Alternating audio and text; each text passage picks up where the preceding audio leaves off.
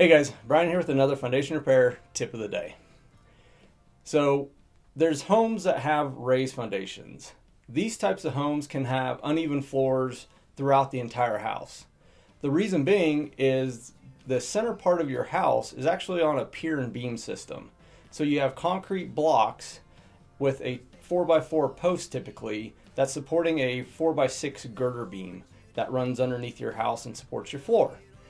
The concrete is typically sitting directly on the dirt, so it's hugely impacted by any sort of ground movement, water, moisture, anything like that.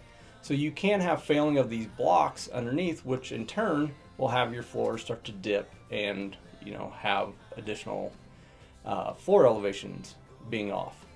So if you have floor elevations that you think are off, or if your floor is having dips or creaking or cracking in an area, it's more than likely a post and beam issue and not necessarily a foundation issue. So we'll still come out and take a look at it and do an evaluation. Feel free to give us a call and we'll help you out. And that's your foundation repair tip of the day.